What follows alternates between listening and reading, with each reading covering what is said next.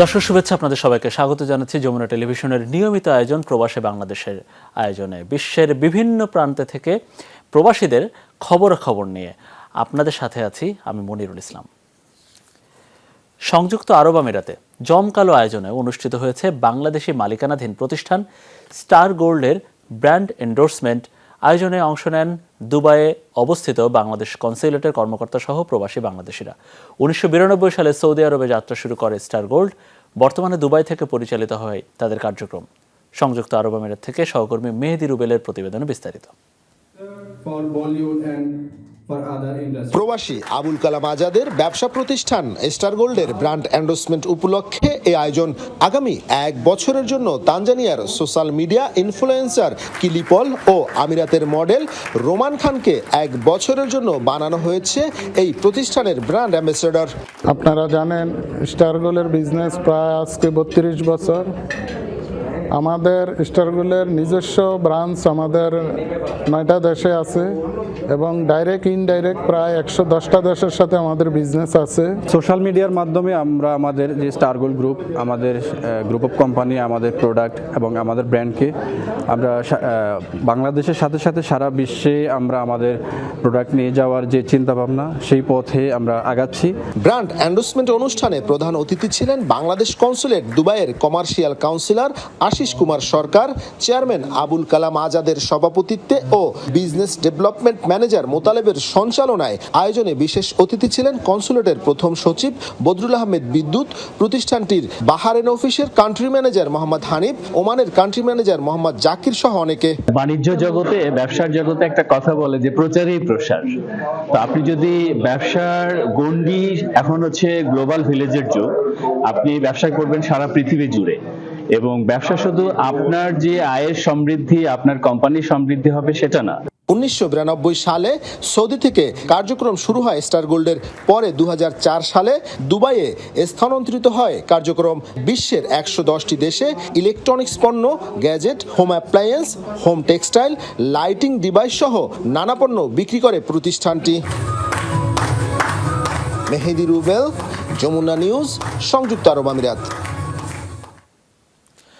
বাহরাইনে বাংলাদেশি ব্যবসায়ীদের সংগঠন Bangladesh business community বাহরাইনের 2য় বর্ষপূর্তি উপলক্ষে শীতকালীন আনন্দ উৎসব ও মিলন মেলা অনুষ্ঠিত হয়েছে। গত বৃহস্পতিবার দেশটির সাখির এলাকায় এ আয়োজন হয়। বাংলাদেশ বিজনেস কমিউনিটির ভারপ্রাপ্ত সভাপতি সাবের আহমেদের সভাপতিত্বে এতে পরিচালনা করেন মাজহারুল হক নয়ন ও নাজমুল হাসান সোহাগ। স্বাগত বক্তব্য রাখেন সংগঠনের সাধারণ সম্পাদক আলাউদ্দিন আহমেদ। প্রধান অতিথি ছিলেন বাংলাদেশ দূতাবাসের charge d' affaires AKM Mohiuddin Kayes. বিশেষ অতিথি ছিলেন দূতাবাসের প্রথম সচিব মাহফুজুর রহমান, বাংলাদেশ স্কুল বাহরাইনের পরিচালনা পর্ষদের সভাপতি মুইজ চৌধুরী, সংগঠনের প্রধান উপদেষ্টা ফয়সাল মাহমুদ চৌধুরী, শফিউদ্দিন আহমেদ সহ অনেকে। এ সময় নবনির্বাচিত CIP মহিউদ্দিন ও মোহন মিয়াকে সম্মাননা স্মারক দেওয়া হয়। বাহরাইনে একটা সমৃদ্ধ একটি কালচার, যেটা হচ্ছে মরুর বুকে পিকনিক। এরকম আয়োজনের জন্য বাংলাদেশ যে বিজনেস কমিউনিটি কাজ করছে, এটার মধ্য দিয়ে আমাদের যে সমৃদ্ধ সংস্কৃতি রয়েছে সেটা বহির্বিশ্বে প্রকাশ পাবে। ওমান বাংলাদেশ সোশ্যাল ক্লাবের উদ্যোগে মতবিনিময় সভা অনুষ্ঠিত হয়েছে। শনিবার ক্লাবের হল রুমে দেশটিতে বসবাসরত নানা পেশার বাংলাদেশিদের অংশগ্রহণে হয় এই সভা। সোশ্যাল ক্লাবের সাধারণ সম্পাদক MN আমিনের পরিচালনায় এতে সভাপতিত্ব করেন ক্লাবের ভারপ্রাপ্ত চেয়ারম্যান CIP রেজাউল করিম। উপস্থিত ছিলেন ক্লাবের সহসভাপতি CIP আজিমুল হক বাবুল, যুগ্ম সাধারণ সম্পাদক আনোয়ার হোসেন, আব্দুর রহিম, সাংগঠনিক সম্পাদক মহসিন আলী সরকার, ক্রীড়া সম্পাদক সিরাজুল হক সহ অনেকে উপস্থিত ছিলেন। আগামী 11 ফেব্রুয়ারি অনুষ্ঠিত হবে ক্লাবের মহিলা উইংসের অভিষেক অনুষ্ঠান। দিনব্যাপী আয়োজনের মধ্যে থাকবে পিঠা উৎসব, CIP সংবর্ধনা ও সাংস্কৃতিক আয়োজন। এই অনুষ্ঠান সফল করার লক্ষ্যে আয়োজন করা হয়েছে মতবিনিময় সভার। বিশেষ করে আমাদের যে পিঠা উৎসব নিয়ে পুরো কমিউনিটিতে এবং আমাদের যে ওয়েজগুলি আছে, এই ওয়েজগুলির মাঝে যে উৎসাহ উদ্দীপন আমরা দেখতে পাচ্ছি। জুমার নামাজ পড়ার জন্য আমরা দায়িত্ব করছি। যেখানে পারি আমরা রাস্তায় অথবা ওখানে স্থানীয় বড় বড় মসজিদ আছে, আমরা ওখানে জুমার নামাজ শেষ করব। পর্তুগালের রাজধানী লিসবনে লিটন টার্কিশ গ্রিলের নতুন শাখার উদ্বোধন করা হয়েছে। গত শুক্রবার হয় এই উদ্বোধনী আয়োজন। লিটন উদ্দিন ও জহির আহমেদের মালিকানাধীন প্রতিষ্ঠানের উদ্বোধন করেন পর্তুগালের পিএস দলের নেতা রানা তাসলিম উদ্দিন। অতিথি ছিলেন লিসবন বিশ্ববিদ্যালয়ের সরকারি গবেষক ও পিএইচডি ফেলো জহুরুল ইসলাম মুন, মসজিদের ইমাম, বাংলাদেশ কমিউনিটির নেতাকর্মী সহ স্থানীয় নাগরিকরা।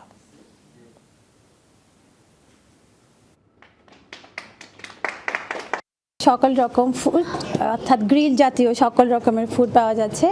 তার মধ্যে স্পেশাল রয়েছে আদানা, মিক্সড কাবাব, মিক্সড গ্রিল, শিশ কাবাব, এছাড়া রয়েছে অনেক রকম ডেজার্ট। আমরা আরও কিছু ব্রাঞ্চ যেমন পর্ততে কিছু কিছু জায়গায় আমরা আরও ব্রাঞ্চ অলরেডি জায়গা নিয়ে নিছি, শুধু আমরা খুলবো এটার প্রত্যাশায় মনে করেন আমার আছে।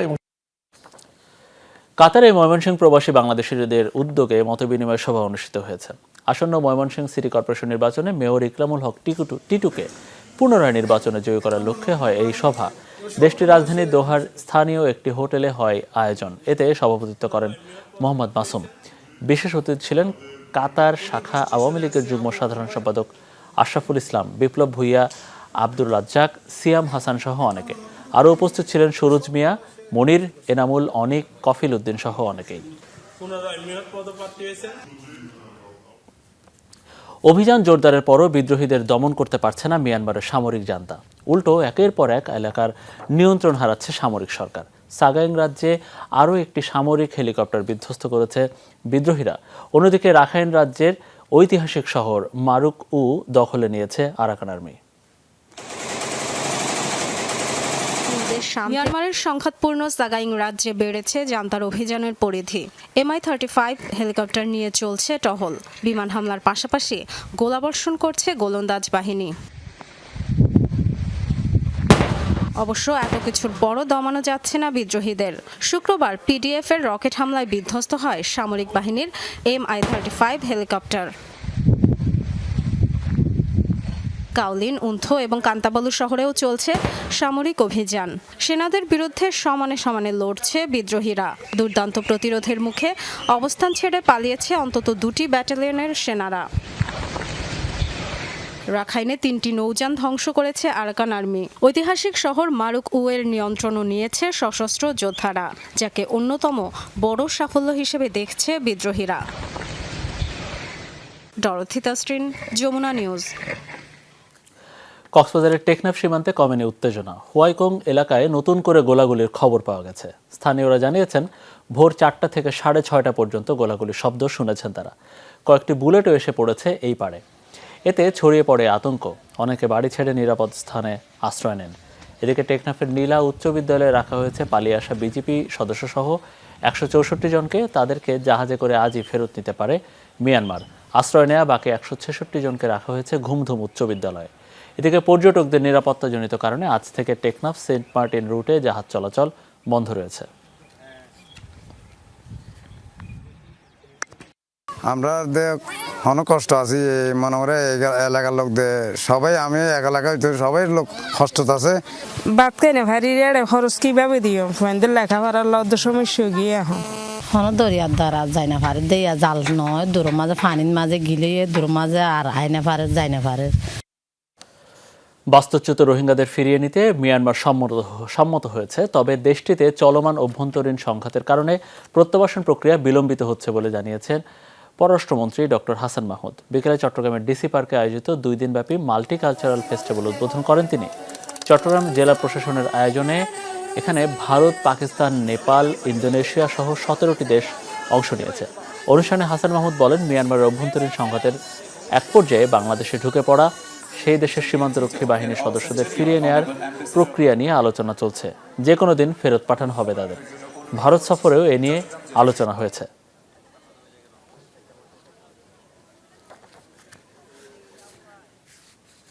তারা রিপ্যাট্রিয়েশনটা শুরু করার ব্যাপারে একমত, কিন্তু তাদের আভ্যন্তরীণ এখন যে সংকটগুলো চলছে সেই কারণে এই মুহূর্তে তারা পারছে না। বিশেষ করে তাদের সীমান্ত বাহিনীর এবং তাদের সেনাবাহিনীরও কয়েকজন সদস্য এবং তাদের পরিবারের সদস্য বেশ কিছু আমাদের দেশে পালিয়ে এসছে এবং তাদেরকে ফেরত নিয়ে যাওয়ার জন্য মিয়ানমার ইতিমধ্যে সম্মতি প্রকাশ করেছে। চাকা খুলে যাওয়ার পরেও নিরাপদে অবতরণ করল বিমান। মঙ্গলবার ব্রাজিলের সাও পাওলোতে এমন ঘটনা ঘটেছে। রিও ডি জেনেরিওর সান্তোস দুমন্ট বিমানবন্দর থেকে সাও পাওলোর উদ্দেশ্যে রওনা করেছিল বিমানটি, তবে উড্ডয়নের কিছু সময়ের মধ্যে ঘটে বিপত্তি। নির্ধারিত বিমানবন্দরের পরিবর্তে জরুরি অবতরণে বাধ্য হয় সাও পাওলোর অন্য একটি বিমানবন্দরের রানওয়েতে। কর্তৃপক্ষ জানিয়েছে বাম পাশের একটি চাকা খুলে গিয়েছিল বিমানটির। বিপজ্জনকভাবে অবতরণ করলে কোনো হতাহতের ঘটনা ঘটেনি। পাইলটের বুদ্ধিমত্তায় রানওয়েতে নিরাপদে অবতরণ করা সম্ভব হয় বিমানটির।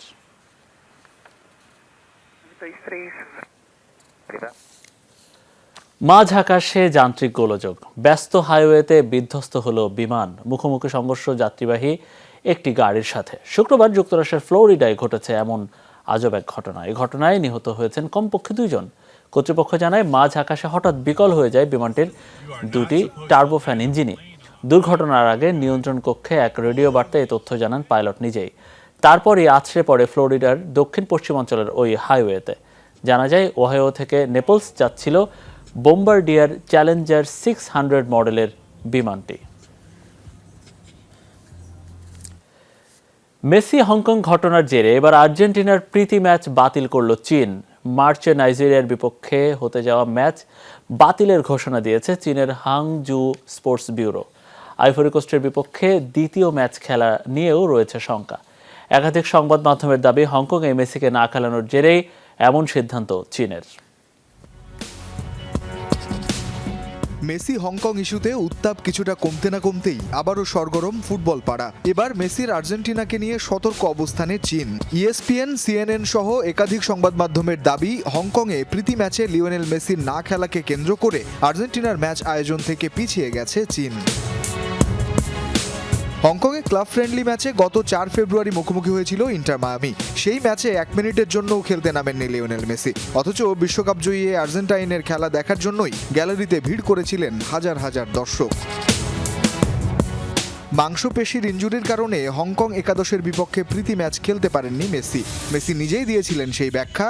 দুঃখ প্রকাশ করেছিল তার ক্লাব ইন্টার মায়ামিও। কিন্তু এর দিন 3 পরেই জাপানের ভিসেল কোবের বিপক্ষে মাঠে নেমেছিলেন মেসি, যা ভালোভাবে নেয়নি হংকং সরকার ও মেসি ভক্তরা।